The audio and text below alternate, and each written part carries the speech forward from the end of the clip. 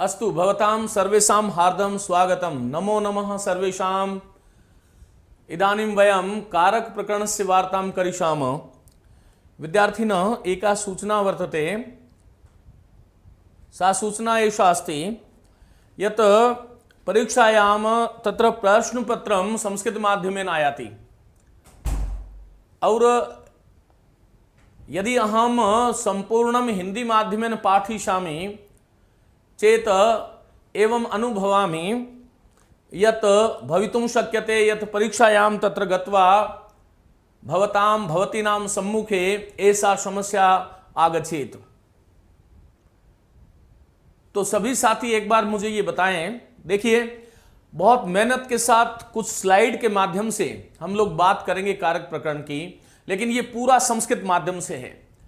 मैं जानता हूं कि बहुत सारे विद्यार्थी हैं जिन्होंने 10वीं के बाद संस्कृत नहीं पढ़ी, लेकिन मुझे यह भी एहसास है कि जब तक यदि आप संस्कृत माध्यम से संस्कृत को नहीं पढ़ोगे, परीक्षा में जाकर के थोड़ी गड़बड़ आप कर सकते हो। इसलिए जहां पर आपको समस्या आए वहां पर हम बात करेंगे, लेकिन हम थोड़ा संस्कृत माध्यम से पढ़ें ताकि आप लोगों का अभ्यास हो जाए। आपको ध्यान रखना चाहिए, मैं सदैव आपको कहता हूं, जो डर गया वो मर गया।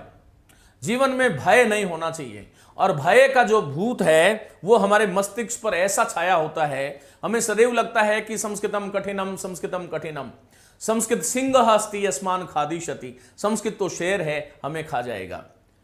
तो पहली बात तो यह है कि अस्माकं मनसि एषा धारणा न स्यात्, यह धारणा हमारे मन में नहीं होनी चाहिए यत् संस्कृतम कठिनम। संस्कृतम अतीव सरलम इति अहम चिंतयामि, भवन्तः अपि चिन्तयन्तु। यदि वयं द्वयो एवमेव चिंतनं करिष्यामः, यदि दोनों ओर से ऐसा चिंतन होगा चेत संस्कृतम कठिनम नैव भविष्यति। अस्तु, इदानीं चलामः वयं कारक प्रकरणस्य। मित्रों, कल कारक प्रकरण में पूर्व का जो व्याख्यान था, उस कारक प्रकरण में मैंने आपको कुछ बहुत महत्वपूर्ण चीजें बताई थी। देखो, कारक प्रकरण जो है उसमें जो चीजें आपको ध्यान रखनी थी वो मैंने आपको बताया था कि एक तो कारक सूत्र है, कारक सूत्राणी, और एक है विभक्ति सूत्राणी। एक तो सूत्र जो शब्द है वो संस्कृत में नपुंसक है, सूत्रम, सूत्रे, सूत्राणी। अब यहां पर कारक सूत्र कितने हैं कि 6 है, क्योंकि संस्कृत में कारक कितने होते हैं? षट कारकाणि भवन्ति, हम सभी जानते हैं षट कारकाणि भवन्ति। और विभक्तियां कितनी हैं? तब कहते हैं विभक्तयः सप्त सन्ति। विभक्तियां कितनी हैं कि 7 हैं। तो यहां पर कितने सूत्र बताए थे? मैंने आपको 7 बताए थे, और यहां कारक प्रकरण में कितने बताए थे? 6 बताए थे। बिल्कुल पवन स्वामी, मन के हारे हार है, मन के जीते जीत। मन एवं मनुष्याणाम कारणम बंधन मोक्षयोः। मन ही मनुष्यों के बंधन और मोक्ष का कारण है। मन से मान लिया तो हम बंधन में हैं, और मन से मान लिया तो हम उस बंधन से एक चुटकी में बाहर आ सकते हैं। तो साथियों, ये 6 सूत्र आपको ध्यान होना चाहिए। मैंने आपको बताया था स्वतंत्र कर्ता, कर्ता की परिभाषा बताई थी। कक्षा से जोड़ देता हूं, पूर्व की कक्षा से। ऐसे एकदम जो है कोई विषय नया शुरू करते हैं तो विद्यार्थियों को नींद उठती नहीं है, समझ नहीं आता क्या चल रहा है।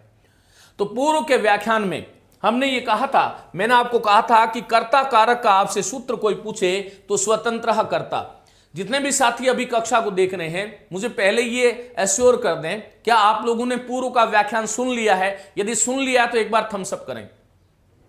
सभी साथियों ने इससे पूर्व वाला जो व्याख्यान था, क्या वो व्याख्यान सुन लिया है? दिव्या कह रही है यस। बाकी सभी साथी बताएं। ओके, चलिएगा। तो ये सब आपको पता है। Good good, very good. तो साथियों, यहां पर ये 6 सूत्र थे। दूसरा सूत्र था कर्तुर ईप्सित तमम कर्म। ये भी आपने देखा होगा कि ये कर्म संज्ञा विधायक सूत्र है। कर्तुर ईप्सित तमम कर्म, ये सूत्र आया था। फिर मैंने एक सूत्र आपको बताया था साधक तमम करणम, ये भी आपने पढ़ा होगा, साधक तमम करणम। फिर एक सूत्र था कर्मणा यम विपरीति स संप्रदानम, ये भी सूत्र आपने पढ़ा होगा। फिर मैंने आपको बताया था ध्रुवम अपाये अपादानम, और फिर मैंने आपको बताया था आधारो अधिकरणम। ये जो है 6 सूत्र थे जो कारक प्रकरण से हैं। यहां से कोई भी प्रश्न आए तो मेरी जिम्मेदारी नहीं रही है, अब मैं आपको बता चुका हूं। टेक्निकल टीम कृपया ध्यान दें, टेक्निकल टीम ध्यान दें, कक्षा में कुछ विघ्न आया है। तो साथियों ये बात थी। उसके बाद में विभक्ति के जो 7 सूत्र थे, वो 7 सूत्र कौन कौन से थे?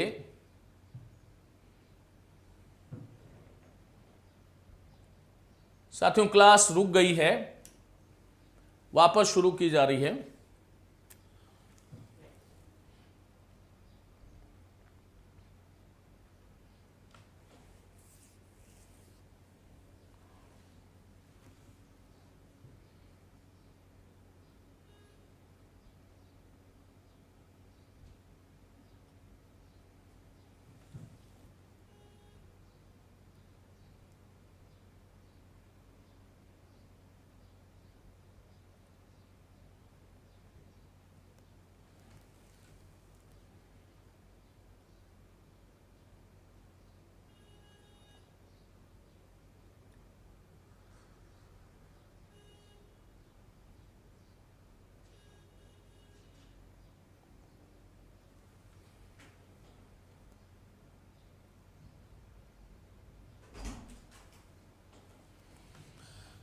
तो आइए साथियों, किसी कारणवश कक्षा जो है रुक गई थी। ये 6 सूत्र जो थे वो कारक सूत्राणी थे, और 7 जो सूत्र थे वो 7 सूत्र जो थे विभक्ति सूत्र थे।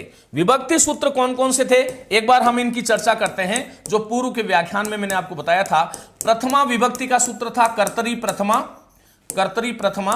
द्वितीय विभक्ति का सूत्र था कर्मणि द्वितीया, कर्मणि द्वितीया, ये द्वितीय विभक्ति का सूत्र था। तृतीय विभक्ति का यदि कोई सूत्र आपसे पूछे तो उसका सूत्र था कर्तृकरणयोस् तृतीया, कर्तृकरणयोस् तृतीया, ये सूत्र था। फिर उसके बाद में चतुर्थी विभक्ति का था संप्रदाने चतुर्थी या चतुर्थी संप्रदाने, संप्रदाने चतुर्थी या चतुर्थी संप्रदाने। और यहां पर था अपादाने पंचमी, अपादाने पंचमी। और षष्ठी विभक्ति का, केवल विभक्ति का जो सूत्र था वो था षष्ठी शेषे, ये महत्वपूर्ण था। और सप्तमी विभक्ति का जो सूत्र था वो था सप्तम्य अधिकरणम। ये मैंने आपको इन तमाम जो ये सूत्र मैंने आपके सामने, ये 6 और 7, ये जो तहरा जो सूत्र थे उनकी भली भांति व्याख्या मैंने आपके सामने करी थी। यहां तक कोई समस्या आपको नहीं आनी चाहिए थी। आइए साथियों, अब हम बात करेंगे, आज इस कक्षा को हम विधिवत शुरू कर रहे हैं और आपके सामने है कारक प्रकरण। मुझे कोई जल्दबाजी नहीं है, आप धीरे धीरे समझिए। लेकिन मैं आप चाहता हूं कि मैं आपको केवल खुश करने के लिए नहीं पढ़ाऊं, आपका जिस प्रकार से चयन हो सकता है, आप शिक्षक बनने के काबिल हो सकते हैं। आप में वह योग्यता, उस योग्यता का आधान किया जाए जो योग्यता एक शिक्षक के लिए जरूरी है। और उसके लिए हमें ये करना पड़ेगा, क्योंकि हिंदी और संस्कृत दोनों व्याकरण है। इस दोनों व्याकरण को आपको ढंग से समझना पड़ेगा। तो यहां पर चलिए साथियों, यहां से मैं शुरू करता हूं कारक प्रकरणम। देखो, संस्कृत में पूरी स्लाइड होगी।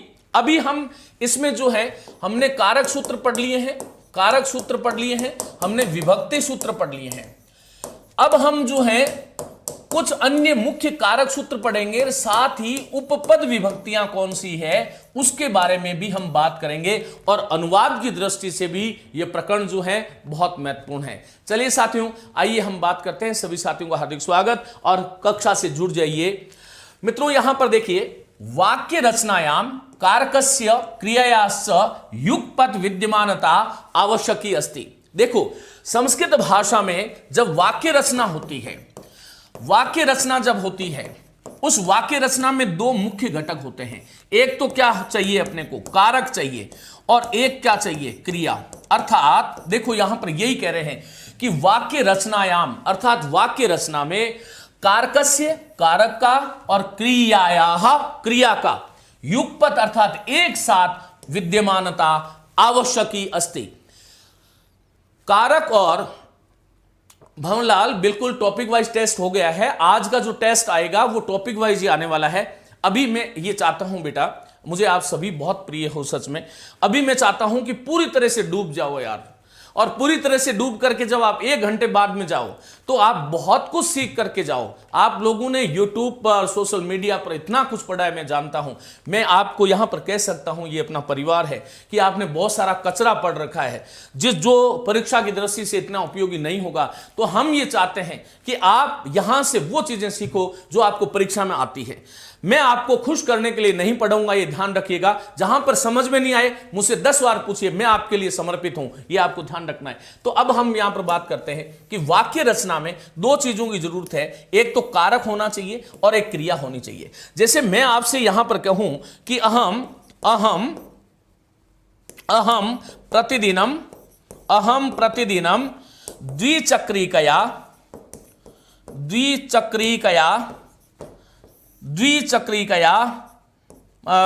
द्विचक्रिकया विद्यालयम।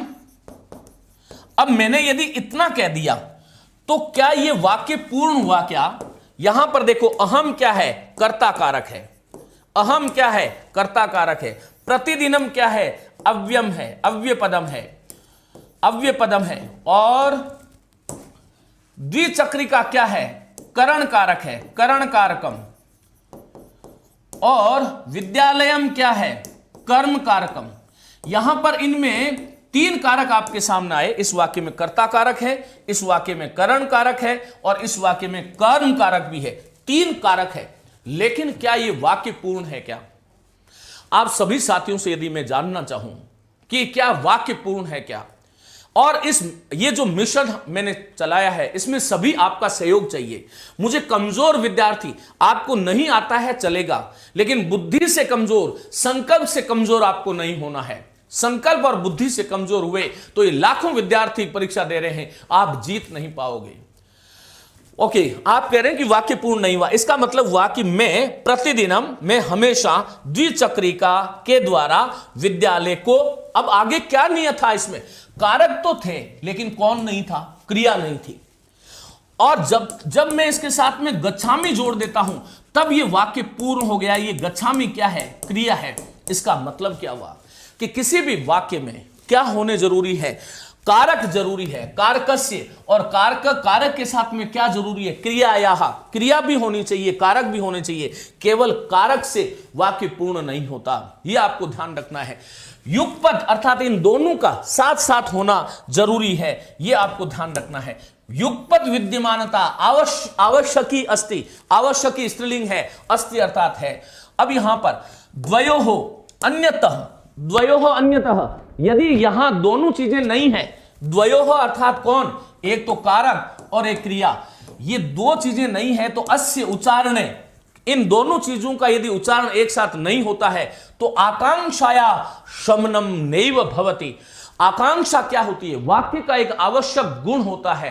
हां, क्रिया के भाव में वाक्य अपूर्ण होता है। बिल्कुल नेमाराम डोकिया बिल्कुल ठीक कह रहे हैं मित्रों। यदि इन दोनों का एक साथ उच्चारण नहीं होगा तो आकांक्षा या शमनम नहीं भवती। जब मैंने आपसे कहा था कि मैं प्रतिदिन द्विचक्रिका से विद्यालय को, अब जब तक मैं गच्छामि नहीं जोड़ूंगा, जब तक आपके मन की जो आकांक्षा थी कि इसके आगे क्या, गच्छामि, न गच्छामि, खादामि, पीबामि, लिखामि, हसामि, जब तक आकांक्षा का शमन नहीं होता, कब तक? किसी वाक्य में यदि कारक और क्रिया दोनों साथ नहीं है तो वाक्य की आकांक्षा जो है वो अपूर्ण होती है, यह आपको ध्यान रखना है। और कारकस्य विभक्ति अर्थः परम नाम, यदि आपसे कोई पूछ ले, परम का अर्थ होता है दूसरा, कारक का ही दूसरा नाम क्या है? विभक्ति है। ये नोट्स मैं आपको पीडीएफ के रूप में उपलब्ध कराने वाला हूं। इस नोट्स को एक तरह से भगवान मानते हुए आपको पढ़ना है। और मैंने ये निश्चय किया, मैंने आपको पूर्व के व्याख्यान में बताया था कि कारक प्रकरण केवल कारक प्रकरण नहीं है, ये वो प्रकरण है जो आपको सफलता दिलाएगा रीट में, ये 2nd ग्रेड में, 1st ग्रेड में, संस्कृत की परीक्षाओं के अंदर ये आपको सफल कराएगा, ये आपको ध्यान रखना है। तो मित्रों, कारक का ही दूसरा नाम क्या है? विभक्ति है, आपको ये ध्यान रखना है। अब देखो, ये कारक की परिभाषा में बता चुका हूं पूर्व के व्याख्यान में, आज केवल इनको पढ़ूंगा ही। करोति क्रियाम निवर्तयति इति किम कारकम, करोति क्रियाम निवर्तयति संपादयति, जो क्रिया को करता है, निवर्तन करता है, जो क्रिया का संपादन करता है, असौ कारकम, वही क्या है? कारक है। वैयाकरणाः अर्थात व्याकरण को जानने वाला, व्याकरणम लिखो, व्याकरणम जानाति अधीते वा इति वैयाकरणः। वैयाकरण किसको बोलते हैं? इति वैयाकरणः। जो व्याकरणम जानाति, जो व्याकरण जानता है, और अधीते व्याकरण पढ़ता और पढ़ाता है, उसे हम क्या बोलते हैं? वैयाकरण बोलते हैं। तो कहा कि वैयाकरणः कारकस्य अनेकानि लक्षणानि प्रस्तुवन्ति। वैयाकरणाचार्य जो हैं वो कारक के अनेक लक्षण प्रस्तुत करते हैं। कैसे? मैं ये बता चुका हूं। क्रिया जनकत्वम कारकत्वम, फिर कहते हैं क्रिया निष्पादकत्वम कारकत्वम। जो क्रिया का जनक होता है वह कारक है, जो क्रिया का निष्पादन करता है वह कारक है। और क्रिया अन्वयत्वम कारकत्वम, जो क्रिया का जिसके साथ अन्वय होता है वही कारक है।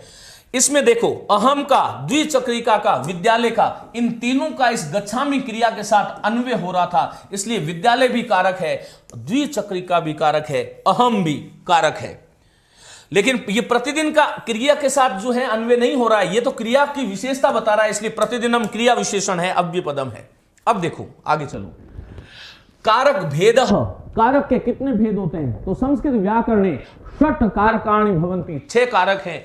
संस्कृत व्याकरणे षट कारकाणि भवन्ति, संस्कृत व्याकरण में 6 कारक है। यथा कौन कौन से? कर्ता, कर्म च, करणम च, संप्रदानम तथैव च, अपादान अधिकरणम च इति आहु। देखो ये च है, ये च, धन इति, आहु। आहु का अर्थ होता है कहा गया है, आहु कहा गया है, कहा गया है। इति इस प्रकार, अनेन प्रकारेण, च इस प्रकार, च अर्थात और, इस प्रकार ये कहा गया है कि कर्ता कर्म च, कर्ता कर्म च, करणम 3 हो गए, संप्रदानम 4 हो गए, अपादान 5 और अधिकरणम च इत्यादि कारकाणि षट। ये आपको ध्यान रखना है कि कारक कितने हैं? 6 हैं। सर साउंड होने की टोन चेंज हो रही है कभी कभी, क्या? देखो साथियों, अब ये इसलिए मैं थोड़ा सा चाहता हूं कि रिकॉर्डेड क्लास आप लोगों को दूं। यही एक समस्या, क्योंकि जब हम ये देखिए नेट के माध्यम से करते हैं तो कई बार आपकी समस्या होती है, कई बार इधर समस्या होती है। इधर तो कोई समस्या नहीं हो रही है, लेकिन फिर भी अब आप लोगों की समस्या हो रही है, तो इसको देखो करते हैं समाधान। क्या बहुत ज्यादा डिस्टर्बेंस हो रहा है तो मैं क्लास रोक देता हूं। यदि बहुत ज्यादा डिस्टर्बेंस हो रहा है, कुछ समझ नहीं आ रहा है, तो मैं क्लास रोक देता हूं, मैं आपको रिकॉर्ड करके दे देता हूं। ओके ओके, कुछ लोगों के आ रही है। ओके ओके, चलेगा तो बहुत अच्छी बात है। इसको रिकॉर्ड क्लास वापस, क्योंकि लाइव क्लास जो है वो अपलोड होने में थोड़ा समय लगता है, रिकॉर्ड क्लास आपको मिल जाएगी। आवाज में प्रॉब्लम हो रही है श्यामलाल? बिल्कुल हो रही होगी, लेकिन यहां से कोई प्रॉब्लम नहीं है, आपके नेट में प्रॉब्लम है। अर्थात कर्ता, कर्म, करणम, संप्रदानम, अपादानम, अधिकरणम, ये तो है गए कारक। संबोधने प्रथमा विभक्ति एव भवति, इसको मोस्ट कर लो। अब आपसे प्रश्न करेगा संबोधने का विभक्ति भवति, तो संबोधने प्रथमा विभक्ति भवति। सभी साथी मेरे साथ बोलो, संबोधने का विभक्ति, संबोधने प्रथमा विभक्ति। हाँ, लाइव में अच्छा लगता है पढ़ना, लेकिन हाँ चलिएगा। तो साथियों, संबोधने प्रथमा विभक्ति एव भवति, अतः संबोधन में कौन सी विभक्ति होती है? प्रथमा। अतः अस्य परिगणनम प्रथमाया एव भवति। यदि आपसे पूछ ले कि कस्य, लिखो कस्य विभक्तेः परिगणनम या गणनम कर्तरी या फिर प्रथमा विभक्तौ भवति, प्रथमा विभक्तौ भवति, यह प्रश्न आ सकता है। देखो कस्य विभक्ते, कस्य नहीं कस्या होगा, कस्याहा विभक्ते, किस विभक्ति का, परिगणनम गणना प्रथमा विभक्तौ भवति, किस विभक्ति की गणना प्रथमा विभक्ति में होती है, तो आपको ध्यान रखना है संबोधनस्य, किसकी, संबोधनस्य। और यदि अच्छा पेपर आता है ना, देखो अच्छा प्रश्न पत्र, जब स्तरीय प्रश्न पत्र आता है, जब कोई ढंग का शिक्षक उसको बनाता है, तो इसी प्रकार के प्रश्न देता है। आपसे ये नहीं पूछता कि कारक कितने, षट है कि, सब जानते हैं षट कारकाणि सप्त विभक्ति, सब लोग चिल्ला रहे हैं।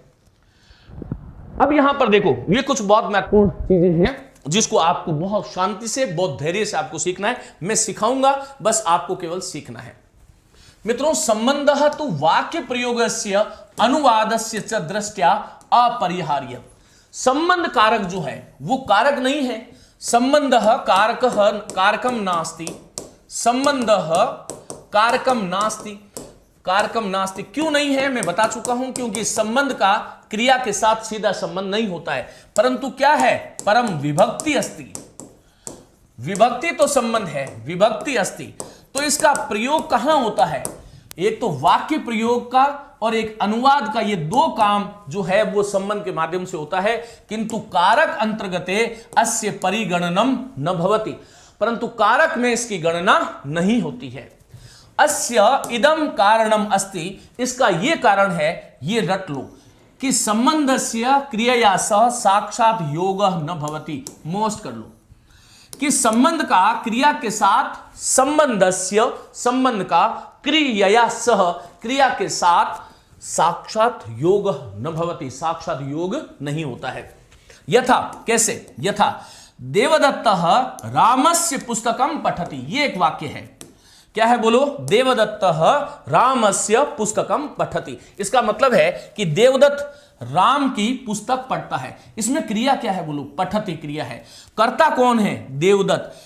और देवदत्त का किसके साथ योग, कौन पढ़ रहा है, देवदत्त। क्या पढ़ रहा है, पुस्तक। तो देवदत्त का भी पठति क्रिया के साथ संबंध है, पुस्तक का भी पठति क्रिया के साथ संबंध है, लेकिन रामस्य इति पदस्य क्रियया सह संबंध नास्ति। और रामस्य में कौन सी विभक्ति है, कौन सी विभक्ति है, षष्ठी विभक्ति है। और कौन सा कारक है, ये कारक कहने को संबंध है, लेकिन ये संबंध कारक नहीं है, ये केवल षष्ठी विभक्ति है। और इसलिए कहा कि षष्ठी विभक्ति का प्रयोग केवल वाक्य प्रयोग और अनुवाद के लिए किया जाता है, यह आपको ध्यान रखना है। तो देखो वाक्य आया कि देवदत्तः रामस्य पुस्तकम पठति। अस्मिन वाक्ये, अस्मिन अर्थात इस वाक्य में देवदत्तस्य पठन क्रियया सह योगः, देवदत्त का पठन, ये पठति क्रियया, पठति क्रिया के सह अर्थात साथ योगः अस्ति, किंतु रामस्य संबंध न पठन क्रियया सह। परंतु राम का संबंध, इस राम का संबंध पठन क्रिया से नहीं है, राम का संबंध तो केवल किससे है, पुस्तक से है। क्योंकि पुस्तक किसकी है, राम की। राम का पठन क्रिया में कोई योगदान नहीं है, किंतु रामस्य संबंध न पठन क्रिया अपितु पुस्तकेन सह अस्ति। किसके साथ है राम का संबंध, पुस्तकेन सह, पुस्तक के साथ है। अतः राम शब्दे विद्यमानायाः षष्ठी विभक्त्या अर्थ संबंध कारक रूपेण न गृह्यते, अतः संबंध को कारक रूप में स्वीकार नहीं करते। अतः एव इदम, इसीलिए ये प्रसिद्धम अस्ति, ये याद कर लो कि षष्ठ्या कारकत्वम नास्ति। यदि संगतम असंगतम कथनम इस प्रकार से आए तो ध्यान रखना है, षष्ठ्या अर्थात षष्ठी का कारकत्वम नास्ति, षष्ठी का कारकत्वम नहीं है, यह आपको ध्यान रखना है। अब आगे चलो, ये साथियों कारक है विभक्ति संबंधा प्रत्यय। अब देखो ये यहां पर ये आपको एक चीज सीखनी पड़ेगी। देखो हमारे यहां पर सुप प्रत्यय होते हैं और सुप प्रत्ययों की संख्या कितनी है, 21। जैसे हिंदी में हम कृत और तद्धित प्रत्यय पढ़ते हैं, वैसे यहां पर तिगंत और सुबंत है। तिगंत प्रत्ययों का प्रयोग किसके साथ करते हैं, हम सभी जानते हो, धातु के साथ। पठति, पठत, पठन्ति, ये जो है वो तिगंत है। और जो हम ये बोलते हैं ना रामः, थोड़ा हट जाता हूं ताकि आपको दिखे, रामः रामौ रामा, रामम रामौ रामान, इसमें ये सुप प्रत्यय लगते हैं और सुप लगने के कारण इनको क्या बोलते हैं, सुबंत बोलते हैं। क्या बोलते हैं, सुबंत। अब देखो इधर तो है ये कर्ता, तो कर्ता जो है वो क्या बोलते हैं इसको, प्रथमा। कर्ता कारकम, मेरे साथ आप सभी बोलो, कर्ता कारकम प्रथमा विभक्ति कथ्यते। कर्ता कारक को क्या बोलते हैं, प्रथमा विभक्ति। संबोधनम अपि प्रथमा कथ्यते। कर्म कारकम द्वितीया विभक्ति, करणम तृतीया, संप्रदानम चतुर्थी, अपादानम पंचमी, संबंध षष्ठी, अधिकरणम सप्तमी। ये बात समझ में आ गई। अब यहां पर देखो आपको यह ध्यान रखना है कि यहां पर कर्ता और संबोधन में ये जो प्रत्यय है, एक वचनम, द्विवचनम और बहुवचनम। संस्कृत भाषायाम तत्र वचन त्रयम भवति, एक वचनम, द्विवचनम, बहुवचनम। और इसके प्रत्यय कौन से हैं, यदि कोई आपसे ये पूछे तो क्या होगा, बोलो, सु औ जस, अम औ शस, ताभ्याम भीस, गेभ्याम भ्यस, गसिभ्याम भस, गस ओस आम और गी ओस सुप। ये जो है ये 21 प्रत्यय हो गए। कितने हो गए ये, क्योंकि कर्ता और संबोधन में ये सु औ और जस ये कर्ता का भी है और ये संबोधन का भी है। ये जो सु है उसका बन जाता है विसर्ग। मैं आपको शब्द रूप जब पढ़ाऊंगा उस दिन इसके बारे में विस्तार से मैं बात करूंगा, बड़ा आनंद आएगा आपको। अभी केवल इतना ही बता रहा हूं कि ये हम कारक के साथ में तृतीया विभक्ति में हम टा जोड़ते हैं, टा का इन बन जाता है अम, रामम, हरिम, गुरुम। यहां पर गे जो है उसका आय बन जाता है रामाय, गसी जो है उसका बन जाता है आत, रामात, गस जो है उसका से बन जाता है और गी जो है उसका ए बन जाता है। अकारांत शब्दों की बात कर रहा हूं, केवल अकारांत की। ये किस प्रकार से चेंज होगा, यहां पर आप जानते हो ना कि सभी शब्दों में भ्याम भ्याम भ्याम होता है। यहां पर देखो भिस जो है उसमें स का विसर्ग बन जाता है तो भी रह जाता है, यहां पर भ्यह रह जाता है, यहां पर ये भ्यह रह जाता है, रामा नाम, लता नाम, और यहां पर हरिशु, लतासु, ये बहुत सारी चीजें जो इसी तरह से होती है। ये शश जो है उसका आन बन जाता है और ये जो जस है उसका आहा बन जाता है। किस प्रकार से परिवर्तन होगा ये याद नहीं होते, कोई नहीं, मैं आपको शब्द रूप जिस दिन पढ़ाऊंगा ना उस दिन आप नहीं चाहोगे तो भी आपको याद करा दूंगा। अभी तो केवल मैंने आपको ये बताया है कि ये कारक, कर्ता कारक में ये प्रत्यय लगते हैं, संबोधन में भी ये लगेंगे, कर्म कारक में अम और सस, करण कारक में टा भ्याम भिस, संप्रदान में गे भ्याम भ्यस, अपादान में गसी भ्याम भ्यस, संबंध कारक में गस ओस आम और अधिकरण में गी और सो। एक जितने भी साथी सुन रहे हैं ध्यान रखो, मनुष्य का मस्तिष्क इतना पावरफुल है कि वो चाहे तो वो जो है 20 लाइब्रेरियों में जितनी पुस्तकें रखी हुई होती है उनको संपूर्ण जीवन में अक्षर टू अक्षर याद कर सकता है और वो कभी भूलता भी नहीं है। मनुष्य का मस्तिष्क संसार की सबसे खूबसूरत सौगात है साथियों। आज से मेरी बात करूं तो मैंने 20 वर्ष पहले जो कुछ चीजें पढ़ी थी आज भी उसी रूप में याद है, लेकिन जब पढ़ी थी उस वक्त फोन नहीं हुआ करता था, जब पढ़ी थी उस वक्त टीवी देखते हुए नहीं पढ़ी थी, बिल्कुल साधक बन के, बिल्कुल जो है एक विद्यार्थी बन के, एक योगी बन के जब साधना कोई करता है तब क्या नहीं याद होते हैं, सब कुछ याद होते हैं। ये ध्यान रखिएगा, मैं आपकी इस बात से कतई सहमत नहीं हूं। यदि आप ये सोच लें कि जिंदगी में हमें ये काम करना है तो मैं आपको बता दूं रीट कोई बड़ी बात नहीं है, फर्स्ट ग्रेड कोई बड़ी बात नहीं है, सेकंड ग्रेड कोई बड़ी बात नहीं है। ये ध्यान रखिएगा। आपको फिर जब आप सफल हो जाओगे तब आपको लगेगा अरे यार हम फालतू में घबरा रहे थे, ये तो बहुत सरल था। और जीवन में ऐसा ही होता है। देखो आगे चलो, अब यहां पर कर्तृकारकम प्रथमा विभक्ति, अब हमने शुरू हो गया है हमारा काम। संस्कृत भाषायाम, संस्कृत भाषा में अनुवादाय, अनुवादाय का अर्थ क्या है, अनुवाद के लिए, अनुवादाय अर्थात अनुवाद के लिए। मित्रों आपको संस्कृत सीखनी होगी, बोलो सीखनी होगी, सीखनी होगी, सीखनी होगी। यही कक्षाएं होगी जो आपको संस्कृत सिखाएगी। इसलिए देखो, इसलिए हमने, क्योंकि मैं इसको हिंदी में पढ़ा करके आपको खुश कर सकता हूं, प्रश्न आपको समझ में वहां पर परीक्षा में जाओगे नहीं आएगा और फिर आप कहोगे कि सर ने जो है ना हमें जो पढ़ाया वो बिल्कुल हमें समझ में नहीं आया। संस्कृत भाषायाम, देखो सप्तमी विभक्ति है, संस्कृत भाषा में अनुवादाय, चतुर्थ विभक्ति अनुवाद के लिए, वाक्य बोधाय और वाक्य की बोध के लिए च यहां पर आना चाहिए, लेकिन ये संस्कृत में प्रयोग जब करते हैं च अंत में आ जाता है दोनों में। प्रथमा विभक्ति मुख्यः, संस्कृत भाषा में अनुवाद और वाक्य बोध के लिए कौन सी विभक्ति जरूरी है, प्रथमा विभक्ति मुख्य अस्ति। देखो विभक्ति है तो मुख्य है, विभक्ति है तो मुख्य है। देखो यदि मैं कहूं कि मुख्य ग्रंथ, मुख्य ग्रंथ, ये ग्रंथ है तो यहां पर मुख्य आएगा। और यदि मैं कथा कहता तो मुख्य कथा, और मैं मित्र कहता तो एतत् मम मुख्यम मित्रम, मुख्य मित्र है। तो ये मुख्य मुख्य इस प्रकार से संस्कृत में है क्या, ध्वनियों को मिला दो, वही तो संस्कृत है यार।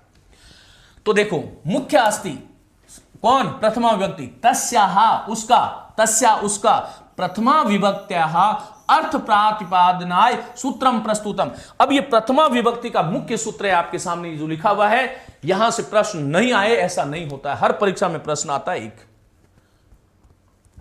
यहां पर देखिए प्रथमा विभक्ति का जो सूत्र है वो मेरे साथ आप लोग बोलोगे, ये बड़ा देख करके आपको घबराना नहीं है। प्रातिपदिकार्थ, मेरे साथ बोलो सभी लोग, प्रातिपदिकार्थ लिंग परिमाण वचन मात्रे प्रथमा, प्रातिपदिकार्थ लिंग परिमाण वचन मात्रे प्रथमा। अब एक प्रश्न आता है, कैसे प्रश्न ये आता है, प्रथमा विभक्ति,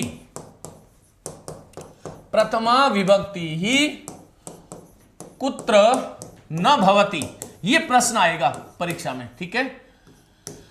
अब वो आपको विकल्प देगा, एक तो देगा प्रातिपदिकार्थ मात्रे,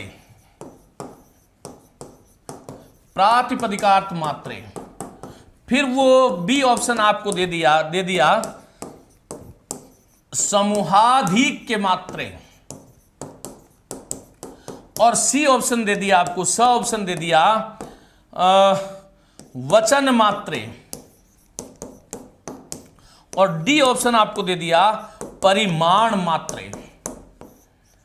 मुझे आप सभी साथी जो इस कक्षा को सुन रहे हैं वो ये बताओ कि इसका सही आंसर क्या करोगे। सही आंसर इसका क्या होगा? प्रथमा विभक्ति कहां कहां पर होती है? वेरी गुड, जितने भी साथी देख रहे हैं वो सब बिल्कुल ध्यान से सुन रहे हैं, इसका मतलब यह है। और साथियों, समूह मात्र में प्रथमा विभक्ति नहीं होती है, यह नियम नहीं है, यह नियम नहीं है, ध्यान रखना। नियम क्या है कि प्रातिपदिक में प्रथमा होगी, वचन मात्र में प्रथमा होगी, परिमाण मात्र में प्रथमा होगी, और एक प्रथमा होती है लिंग मात्राधिक्य, लिंग मात्राधिक्य, लिंग मात्राधिक्य प्रथमा।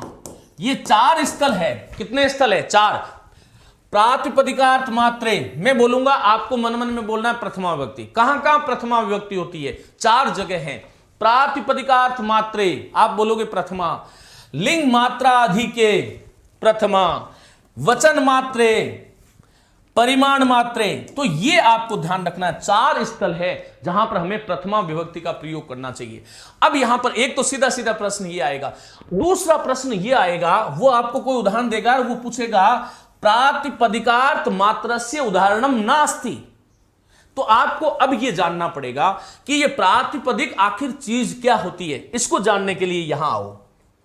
देखो, प्रातिपदिकार्थ लिंग परिमाण वचन मात्रे प्रथमा, यह पाणिनि के अष्टाध्यायी का सूत्र है 2-3-46, दूसरे अध्याय के तीसरे पाद का 46वां सूत्र है, अष्टाध्याय है उसमें, अष्टाध्यायी में। मित्रों, प्रातिपदिकार्थ देखो, प्रातिपदिकार्थ लिंगम परिमाणम वचनम, प्रातिपदिकार्थ में, फिर लिंग में, फिर परिमाण में, फिर वचनम में। थोड़ी सी बात तो गंभीर करूंगा, घबराना मत। एषु, इनमें द्वंद्व समास भवति। कौन सा समास होता है? द्वंद्व समास। प्रातिपदिकार्थश्च, फिर कहते हैं लिंगश्च, फिर परिमाणंच, वचनश्चेति प्रातिपदिकार्थ लिंग परिमाण वचनानि। ये आपको समझने की वैसे आवश्यकता नहीं है। इसमें यह कहा जा रहा है कि ये जो सूत्र बना है ना, ये वाला इतना बड़ा जो वाक्य बना है, इसमें कौन सा समास है, आपसे कोई पूछ ले तो कौन सा समास है? द्वंद्व समास। और इसका विग्रह कैसे होगा? तो ये विग्रह है प्रातिपदिकार्थ, और यहां पर ये इस प्रकार से आप देख रहे हो ना, देखो ये शब्द है प्रातिपदिकार्थ और च, यहां पर ये जो विसर्ग जो देख रहे हो उसका श बन गया, और जब इसको लिखेंगे तब ये देखो, ये श और च आपको ऐसा लिखाई दे रहा होगा। तो इसको देख के घबराना नहीं है। प्रातिपदिकार्थश्च, फिर कहते हैं लिंगश्च, यहां पर परिमाणंच, क्योंकि परिमाण शब्द नपुंसक है इसलिए परिमाणंच, वचनश्चेति, वचनश्चेति, इसको इस प्रकार ये एक समस्त पद बन गया। ये तो है समस्त पद। कौन सा? बोलो। प्रातिपदिकार्थ लिंग परिमाण वचन मात्र, ये तो समस्त पद है, और ये इसका विग्रह है। और इसमें समास कौन सा है? इस सूत्र में द्वंद्व समास है। तानि एव, इन्हीं में प्रातिपदिकार्था लिंग परिमाण वचन मात्रम, ये आपको ध्यान रखना है। अब इसमें एक चीज और है, इसके अंत में कौन सा शब्द आया है? मात्र शब्द। ये मात्र शब्द जो है वो सबके साथ जुड़ेगा। कैसे? आगे हम बात करेंगे। एषाम अन्ते, इनके अंत में विद्यमानस्य, विद्यमान मात्र शब्दस्य प्रत्येकेन सह संबंध, हरेक के साथ संबंध है। अतएव अस्य सूत्रस्य अर्थ भवति। क्या अर्थ होता है? देखो, ये अर्थ है इसका कि प्रातिपदिकार्थ मात्रे, फिर लिंग मात्राधिक्य, फिर परिमाण मात्रे, और वचन अर्थात संख्या मात्रे च प्रथमा भवति। प्रथमा विभक्ति कहां कहां होगी? तो ये 4 स्थल मैंने आपके सामने रख दिए हैं। कौन कौन से 4 स्थल है? पहला है प्रातिपदिकार्थ मात्रे, फिर दूसरा लिंग मात्रे, फिर तीसरा है परिमाण मात्रे, और चौथा है वचन मात्रे। प्रथमा विभक्ति ही भवति, यहां पर प्रथमा विभक्ति होती है। आपको यह समझ में आना चाहिए। फिर देखो, अब ये प्रातिपदिक क्या होता है इसके बारे में बात करेंगे। सार्थक शब्द स्वरूपम प्रातिपदिकम कथ्यते। ये जिंदगी में आज यदि आप इसको सीख लोगे, हमेशा आपको याद रखना है। यदि मेरे विद्यार्थी हो, घबराना नहीं है, और आपसे कोई पूछ ले कि प्रातिपदिकम किम भवति, तो प्रातिपदिकम क्या होता है? सार्थक शब्द स्वरूपम। कोई भी दुनिया का जो सार्थक शब्द होता है उसमें वो क्या होता है? प्रातिपदिक होता है। जैसे राम शब्द है, ये राम शब्द प्रातिपदिक है, फिर इसके साथ में मैं ये प्रथमा विभक्ति लगा दूंगा रामः। अब देखो, जो प्रातिपदिक होगा उसमें हमें प्रथमा विभक्ति बोलनी चाहिए। कैसे? जैसे आपसे कोई पूछता है, आपके सामने जो है ना एक बंदर बैठा है, और आपसे कोई संस्कृत में पूछता है कि एषः कः, क्या पूछेगा वो? एषः कः। वो आपसे पूछेगा एषः कः, ये क्या है, ये क्या है? तो आप कहोगे एषः वानरः। क्या बोलोगे? एषः वानरः। ये वानरः शब्द में कौन सी विभक्ति है? प्रथमा। वानरः क्या है? प्रातिपदिकम, क्योंकि वने गच्छति इति वानरः, जो वन में रहता है वो वानर है। और रामः एषः कः, आप कहोगे एषः रामः। आप ऐसे नहीं कहोगे एषः रामम, एषः रामेण, एषः रामाय, नहीं कहोगे। आपसे कोई पूछता है एषः कः, आप कहोगे राम। ये राम क्या है? ये प्रातिपदिक है। क्यों प्रातिपदिक है? क्योंकि ये सार्थक है। राम क्या है? सार्थक है। कैसे सार्थक है? राम का मतलब क्या है? रमन्ते योगिनः अस्मिन् इति रामः, जिसमें योगी लोग रमण करते हैं वो कौन है? बोलो, राम है। तो ये राम क्या हो गया? प्रातिपदिक। अब ये प्रातिपदिक दो तरह से होते हैं। प्रातिपदिक जो है वो दो तरह के होते हैं। ये प्रातिपदिक जो हैं वो दो तरह के होते हैं। हमारी संस्कृत व्याकरण में ये प्रातिपदिक के दो तरह हैं। अब वो एक तो है नियत लिंग वाले, अर्थात ऐसे शब्द जिनका लिंग निश्चित है, वो तो है नियत लिंग वाले। और एक ऐसे शब्द जिनका लिंग निश्चित नहीं है, वो है अनियत लिंग वाले। यदि आपसे कोई पूछ ले कि प्रातिपदिकस्य कति भेदः, हाँ वानरः, बिल्कुल, प्रातिपदिकस्य कति भेदा, यदि ये कोई पूछ ले तो आपको ध्यान रखना है प्रातिपदिक के दो भेद हैं, एक तो नियत लिंग और दूसरा क्या है? बोलो, अनियत लिंग। अब आपसे वो प्रश्न करेगा, एक प्रश्न करेगा कि प्रातिपदिकार्थांतर्गते कस्मिन् विकल्पे नियत लिंगस्य शब्द नास्ति। तो नियत लिंग के कौन कौन से शब्द है? जैसे मैंने कहा राम, मैंने कहा कृष्ण, ये सब का नियत लिंग है। मैंने कहा श्री ही, मैंने कहा लक्ष्मी ही, मैंने कहा जानम, इनका नियत लिंग है साथियों। कैसे नियत लिंग है? इनका लिंग निश्चित है। मैं आपसे पूछता हूं रामः कौन से लिंग में? सभी साथी जानते हो राम पुल्लिंग का है, इसका मतलब राम प्रातिपदिक है, लेकिन प्रातिपदिक में कौन सा लिंग है? नियत लिंग है। कृष्ण, कृष्ण कस्मिन लिंगे, तो पुलिंग, कृष्ण क्या है? पुलिंग में है। फिर मैंने आपको कहा श्री ही के आगे देखो विसर्ग आता है, ध्यान रखना, नदी के आगे नहीं आएगा। नदी तो ऐसे ही होता है प्रथमा व्यक्ति का एकवचन, लेकिन श्री ही के आगे विसर्ग आता है, ये ध्यान रखना। श्री है, लक्ष्मी है, अवि है, तरी है, तंत्री है, इन सब के आगे विसर्ग आता है, आपको ऐसे ध्यान रखना है। तो श्री का स्त्रीलिंग है, श्री स्त्रीलिंग है। और जानम शब्द क्या है? नपुंसक है। इनका लिंग पहले से ही निश्चित है, इनका लिंग पहले से ही निश्चित है, इसलिए इनको हम क्या बोलते हैं? प्रातिपदिक तो है, लेकिन ये कैसे हैं? ये नियत लिंग वाले हैं। और नियत लिंग वाले और अनियत दोनों लिंग वाले जो प्रातिपदिक शब्द होते हैं, उनसे उसमें कौन सी विभक्ति होती है? प्रथमा विभक्ति होती है। सूत्र कौन सा है? तो मैंने आपको बता दिया, प्रातिपदिकार्थ लिंग परिमाण वचन मात्रे प्रथमा। अब ये अनियत लिंग वाले कौन से शब्द है? जैसे मैंने कहा उच्चई, मैंने कहा निचई, ये उच्चई है, ये नीचई है। ये अव्यय जितने भी हैं इनका कोई लिंग नहीं होता। मैं कहता हूं राम उच्चई हसति, राम ऊंचा हंसता है। और मैंने कहा श्याम उच्चई वदति, श्याम ऊंची आवाज में बोलता है। और मैंने कहा कि कुकुरः नीचई भसति, कुकुरः नीचई अर्थात नीची आवाज में बोलता है। अब ये मैंने कहा कि सीता नीचई वदति, तो उच्चई है, नीचई है, ये क्या है? अनियत लिंग है। जितने भी हमारे अव्यय होते हैं वो क्या होते हैं? बोलो, अनियत लिंग वाले होते हैं। अब प्रश्न सुनो, प्रातिपदिकार्थे का विभक्ति? प्रथमा विभक्ति। प्रातिपदिकार्थस्य कति भेदा? भेद द्वयम अस्ति। अनियत लिंग, सॉरी नियत लिंग, अनियत लिंग। आपसे कोई पूछ ले राम, कृष्ण, श्री, जानम, ये जो शब्द हैं वो कैसे, कौन से हैं, तो ये नियत लिंग के प्रातिपदिक है। आपसे कोई पूछ ले उच्चई, नीचई, सर्वतः, यत्र, तत्र, अत्र, ये अव्यय जितने भी हैं वो क्या है, बोलो अनियत लिंग के हैं। और यहां पर यही बात की गई, क्या देखो, सार्थक शब्द स्वरूपम, सार्थक शब्द स्वरूपम प्रातिपदिकम कथ्यते, ये आपको समझ में आ गया। फिर मैंने कहा कि यस्य प्रातिपदिकस्य उच्चारण मात्रेण, जिस प्रातिपदिक के उच्चारण मात्र से कस्यापि नियतस्य, निश्चितस्य, व्यापकस्य व अर्थस्य ज्ञानम भवति, किसी प्रातिपदिक का, जैसे मैंने आपको कहा कृष्ण, आप सभी साथियों में से कोई मुझे बता सकता है क्या? जैसे मैंने राम का अर्थ बताया, वैसे कृष्ण का अर्थ क्या है? मैंने राम का अर्थ बताया ना, रमनते अस्मिन योगिनः इति सह राम, जिसमें योगी लोग रमन करते हैं वो राम है। तो कृष्ण कौन है? कृष्ण का व्यापक अर्थ, निश्चित अर्थ क्या है? यह अस्मान कर्षति, जो हमें हमारी तरफ खींचता है वो कृष्ण है। जिसमें योगी लोग रमन करते हैं वो राम है। जो शुभ लक्षणों से युक्त है वो लक्ष्मण है। जो युद्ध में स्थिर रहता है वो युधिष्ठिर है। जो वने गच्छति, हां बिल्कुल आकृष्ट करने वाला, BRR, बिल्कुल ठीक है। तो निश्चित अर्थ का ज्ञान होता है। असौ प्रातिपदिकार्थ करते थे, ये प्रातिपद, उदाहरणम प्रातिपदिकार्थ मात्र, ये आपसे पूछ ले कि कौन कौन से उदाहरण है, तो कृष्ण, श्री और जानम। अत्र कृष्ण शब्द नियत रूपेण पुल्लिंगम, कृष्ण निश्चित रूप से पुल्लिंग है। वसुदेवस्य अपत्यम, अपत्यम कहते हैं संतान को। कृष्ण के पिता कौन है? वसुदेव का पुत्र।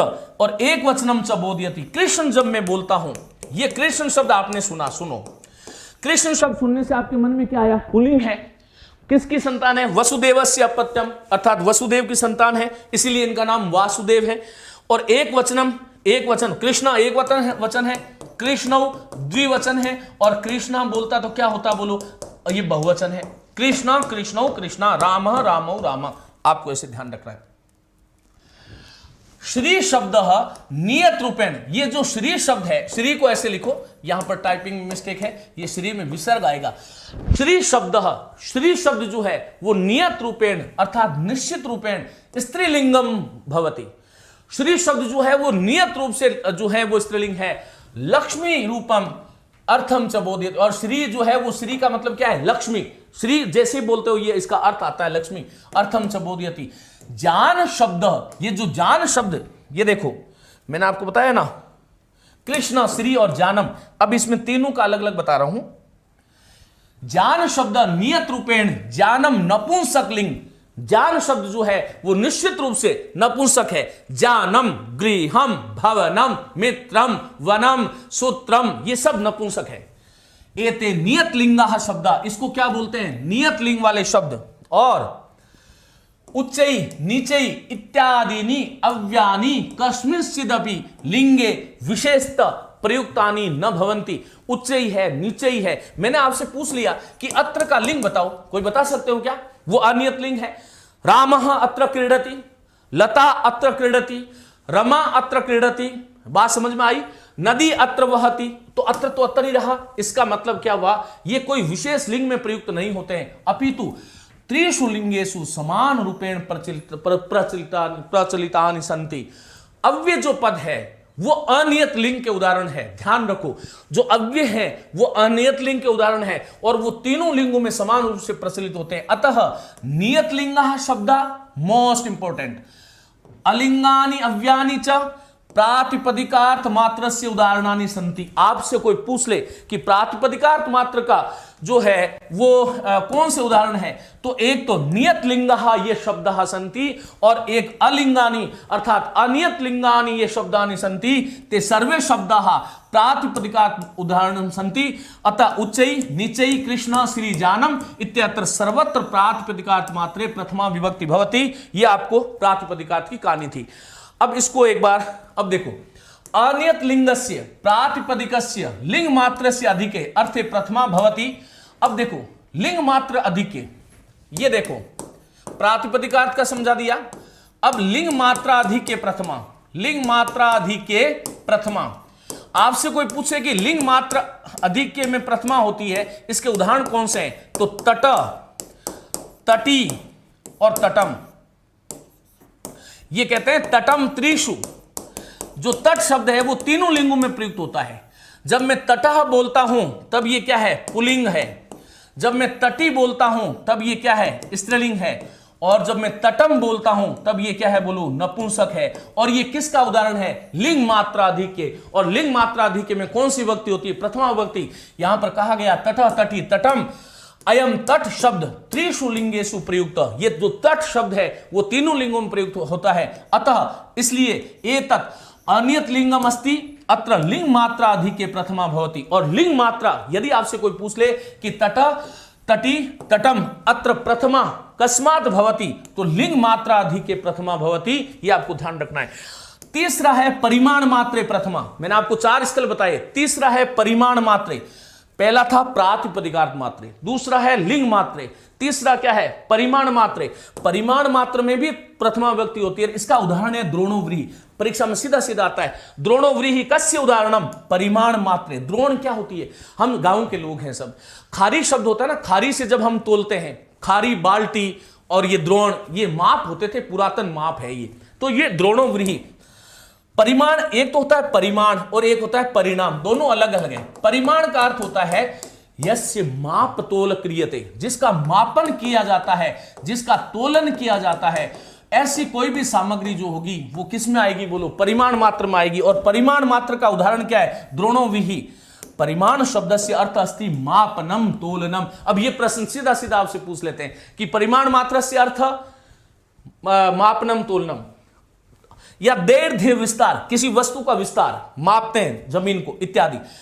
कश्चित् अपि शब्दः न केवलम परिमाण बोधयति अपितु प्रातिपदिकार्थान एव स परिमाणम बोधयति। अतएव परिमाण मात्रस्य आधिक्ये प्रथमा विभक्ति भवति। आपको यह ध्यान रखना है कि परिमाण मात्र में प्रथमा होती है, लिंग मात्रा अधिक प्रथमा होती है और प्रातिपदिक में भी प्रथमा होती है। जैसे हमने द्रोणोव्रीहि शब्द की बात करी।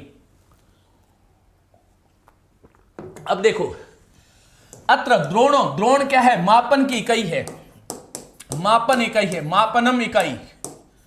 और व्रीहि क्या है, चावल या गेहूं, दोनों अर्थ है। अत्र द्रोण शब्द प्राचीन माप बोधक। द्रोण शब्द जो है वो प्राचीन माप बोधक है, बाल्टी भर चावल, बिल्कुल। द्रोणोव्रीहि, द्रोणोव्रीहि इत्यस्य अर्थ अस्ति, द्रोणव्रीहि इसका अर्थ है द्रोण रूप परिमाणेन, द्रोण रूपी परिमाण से मापेन मापा गया या मापितम धान्यम जो है वो द्रोणोव्रीहि है। इत्थम इस प्रकार, इत्थम अव्यय है और इसका मतलब होता है अनेन प्रकारेण, अनेन प्रकारेण, इस प्रकार। अत्र परिमाण मात्रे प्रथमा विभक्ति भवति। और इसी प्रकार ये चौथा आ गया वचन मात्र। वचन मात्रे का उदाहरण क्या है, संस्कृत भाषायाम वचन त्रयम भवति। यदि एक है तो एकः, कैसे, एकः बालकः गच्छति, प्रथमा विभक्ति आई। अब आपसे मैंने पूछ लिया एकः बालकः गच्छति, यहां पर अत्र एकः इत्यत्र प्रथमा विभक्ति कस्मात् भवति, वचन मात्रे, वचन मात्र में है। और मैंने कहा एका बालिका गच्छति, एक बालिका मत करना। और एकम मित्रम गच्छति, ये मित्रम शब्द नपुंसक है तो एकम का एक नहीं होगा, एकम होगा। बालिका स्त्रीलिंग है तो एका होगा, बालक पुल्लिंग है तो एका होगा। और एकः द्वौ और बहुव, ये किसके उदाहरण है, ये वचन मात्र के उदाहरण है। एकः द्वौ बहुव। अत्र वचन शब्द संख्यावाचक अस्ति, अर्थात संख्या मात्र से अर्थस्य बोधनाय। अर्थात जब हमें केवल संख्या मात्र अर्थ का बोध करना हो तब कौन सी विभक्ति होती है, प्रथमा विभक्ति भवति। यथा एकः द्वौ बहुव, अत्र वचन अर्थात संख्या मात्रम अर्थम बोधयितुम प्रथमा विभक्ति भवति। इसके बाहर कोई प्रश्न आ जाए तो उसकी जिम्मेदारी मेरी होगी, मेरी होगी, मेरी होगी, ये ध्यान रखिएगा। अब यहां पर ये एक सूत्र है संबोधनेचे, ये आज का लास्ट सूत्र है संबोधनेचे। और संबोधन में कौन सी विभक्ति होती है, प्रथमा विभक्ति। संबोधन कहते किसे हैं, ये प्रश्न कई बार आता है। देखो बहुत सरल सी चीज है। संबोधनम अर्थात कम अपि जन्म, अर्थात ऐसे है ये कम और अपि। कम क्या है, कह कऊ के, कम कऊ कान।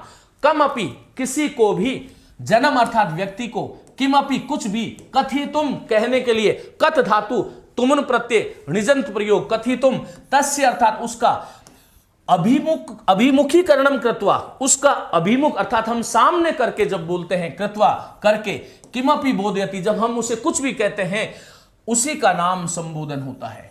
अर्थात यदि आपसे पूछे कि संबोधन क्या होता है, तो आपको कहना है अभिमुखीकरणम, अभिमुखीकरणम एवं संबोधनम, अभिमुखीकरणम एवं संबोधनम, ये आपको याद करना है। और संबोधने प्रथमा भवति, संबोधने, संबोधन में कौन सी विभक्ति होती है कि प्रथमा विभक्ति, प्रथमा भवति। अतः संबोधने अर्थात अभिमुखीकरणे अर्थे प्रथमा विभक्ति भवति। सीधा सीधा प्रश्न आता है कि संबोधने का विभक्ति भवति, तो प्रथमा विभक्ति भवति। उदाहरणम, हे राम, देखो हे आ गया, माम रक्ष, हे राम मेरी रक्षा कर। यहां पर हे राम में कौन सी विभक्ति है, प्रथमा। अत्र रामम अभिमुखीकृत्य किमपि निवेदनम करणीयम, यहां पर मैं कहता हूं हे राम, अर्थात राम को अभिमुख करके मैं जो है उसका संबोधन कर रहा हूं। अतः अभिमुखीकरणे अर्थात संबोधने अर्थे अत्रापि प्रथमा विभक्ति प्रयोग भवति। भो लक्ष्मी, देखो ये संबोधन का रूप है, लक्ष्मी ऐसा होता है, लेकिन संबोधन करेंगे तो ये हरस्व हो जाता है। ये 2 नंबर दिला सकता है आपको, 1 नंबर दिला सकता है, ध्यान रखना। लक्ष्मी का संबोधन रूप होता है भो लक्ष्मी। नदी में दी बड़ा होता है, लेकिन जब संबोधन करेंगे तब हे नदी, हे मातः, मातृ शब्द का संबोधन होगा मातृ। ये सारे के सारे संबोधन है, इसमें प्रथम विभक्ति है। अत्र संबुद्धि संज्ञया विभक्ति लोप भवति, और संबुद्धि संज्ञा से विभक्ति का लोप हो जाता है। मित्रों, ये थी आपकी आज प्रथमा विभक्ति। कल हम बात करेंगे द्वितीय विभक्ति की। और अब हम 2 मिनट के लिए मैं आप लोगों से ये जानना चाहता हूं कि ये जो कक्षा जो आज की जो मैंने आपको पढ़ाई, ये एक प्रयोग था, और वो प्रयोग केवल सफलता के लिए था। पहले बात सुने सभी साथी, सफलता के लिए कि आप सफल हो, और इसलिए मैंने मेहनत करके ये सब कुछ एक स्लाइड के माध्यम से, संस्कृत माध्यम से, ताकि आप सभी साथी केवल पढ़ करके खुश नहीं हो, अपितु परीक्षा में पास हो जाओ। ये जो मैंने आपको समझाया, ये आपको कितने प्रतिशत समझ में आया? क्या आपको 80% समझ आया, 50% आया, या 90% आया, या 100% आया? ये बात मैं इसलिए पूछ रहा हूं कि यदि आपको इसमें कोई समस्या नहीं है तो मैं संस्कृत माध्यम से चलूं अथवा मैं हिंदी माध्यम की तरफ लौट जाऊं। तो सभी साथी एक बार, श्यामलाल कह रहे हैं 90%, मुकेश 100%, और पामू देवी 100%, सब क्या ये सत्य हैं? तो शायद मैं धन्य हो गया।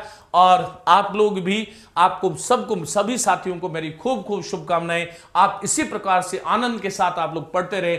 मैं मेरा 100% ही दूंगा, लेकिन आपको ध्यान रखना है। अनिता कह रही है 80% समझ में आया, राजवीर गुजर कह रहे हैं पूरी तरह से समझ में आ रहा है। साथियों देखो, 80% का 100% किया जा सकता है, लेकिन यदि आपको 30% समझ में आया है तो शायद मुझे लगता है कि हमें और ज्यादा मेहनत करने की आवश्यकता है। बिल्कुल ये सब जो है आप बिल्कुल, मुकेश, ये कहने की मुझे जरूरत ही नहीं है। जितने भी साथी मुझे सुन रहे हैं या सुनेंगे इस कक्षा को, वो सभी जानते हैं कि यदि मैंने जिम्मेदारी ली है तो उसको बहुत दिल से निभाऊंगा। शिक्षा मेरे लिए व्यवसाय नहीं है, ये मेरा हृदय से आया हुआ चीज है। रात दिन अहर्निश आप लोगों के लिए साधना। और ये ध्यान रखिएगा, केवल इतना ही कहूंगा कि इन कक्षाओं को पढ़ने वाला विद्यार्थी निश्चित रूप से सफल होगा। केवल और केवल आपको जो है वो पूरी श्रद्धा और निष्ठा के साथ इन